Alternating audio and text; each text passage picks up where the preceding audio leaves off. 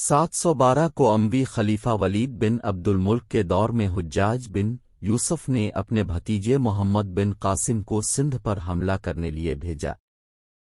اس لشکر نے ملتان تک کے علاقے کو فتح کر کے اسلامی قلمرو میں شامل کیا۔ وجوہات: فتح مکران کے موقع پر تصادم۔ راجہ داہر حاکم سندھ نے مسلمانوں کے ساتھ خامخواہ کی دشمنی شروع کر دی تھی۔ 22 میں مسلمان مجاہد ایران فتح کرنے کے بعد مکران پر حملہ آور ہوئے تو سندھیوں نے ان کی بھرپور مخالفت کی۔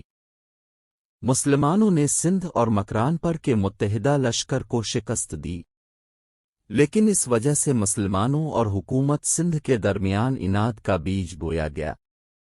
باغیوں کی پشت پناہی۔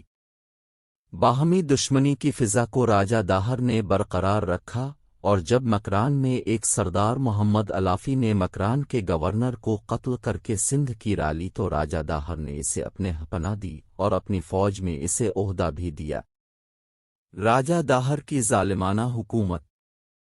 راجہ داہر چونکہ متعصب ہندو اور برہمن زادہ تھا، اس لیے اس نے بدھ مت کے پیروکاروں پر بے پناہ مظالم ڈھائے اور بزور شمشیر ان کو مٹانے کی حکمت عملی اختیار کی۔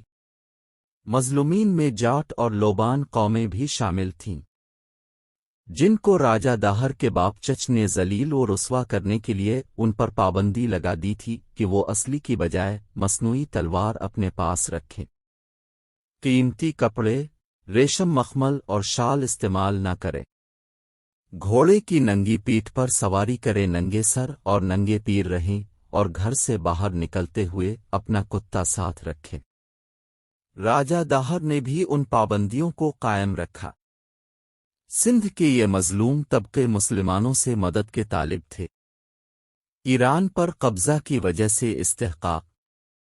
سندھ قدیم زمانے میں ساسانی حکومت کا حصہ رہا، جو اب مسلمانوں کے قبضے میں آ چکی تھی، اس لیے مسلمان اسے اپنی حکومت کا ایک ٹوٹا ہوا حصہ قرار دیتے تھے۔ فوری وجہ: راجہ داہر کا ڈاکوؤں کی سرکوبی کرنے سے انکار۔ تجارت کی غرض سے کچھ مسلمانوں تاجر لنکا میں آباد ہو گئے تھے۔ لنکا کے راجہ کے حجاج کے ساتھ بہت خوشگوار تعلقات تھے۔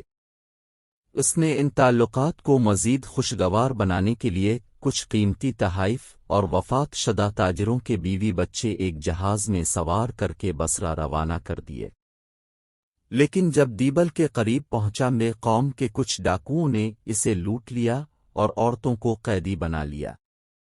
انہی عورتوں میں سے ایک عورت نے حجاج کے نام دہائی دی۔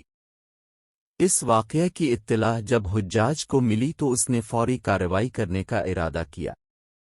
اس نے راجہ داہر کو سامان واپس کرنے، یتیموں اور عورتوں کو رہا کرنے اور ڈاکوؤں کو اسلامی حکومت کے حوالے کرنے کا مطالبہ کیا، لیکن اس نے بڑا روکھا جواب دیا اور کہا ڈاکوؤں کو پر میرا کوئی اختیار نہیں اور نہ ہم ان کی تلاش کر سکتے ہیں۔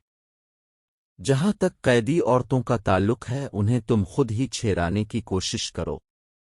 حجاج یہ جواب سن کر آگ بگولا ہو گیا اور فوراً فوجی کارروائی کا انتظام کیا۔ اس طرح راجہ کی ہٹ دھرمی نے عربوں کو سندھ پر حملہ آور ہونے پر مجبور کر دیا تھا۔ مفروروں کا حوالے نہ کیا جانا۔ اس حملے کی دوسری وجہ محمد بن حارث علافی اور اس کے 500 ساتھی کو امویوں کے حوالے نہ کیا جانا بھی بتایا جاتا ہے۔ حوالہ درکار: حجاج کے مقرر کردہ مالیاتی عامل جس کا نام سعید تھا نے صفہ بن لام الہمامی کو قتل کر دیا۔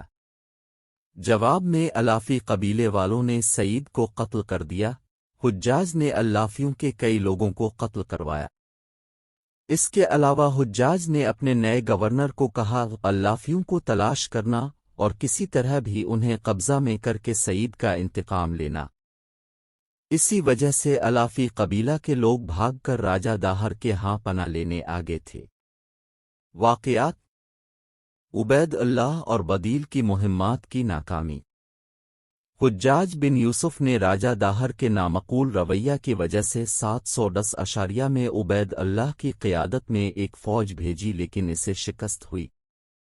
اگلے سال دوسری مہم بدیل کی سرکردگی میں بھیجی گئی، لیکن اسے بھی راجہ داہر کے بیٹے نے شکست دی۔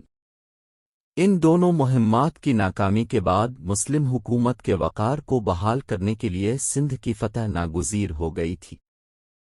اس لیے حجاج بن یوسف نے خلیفہ ولید بن عبد المالک سے اس کی اجازت حاصل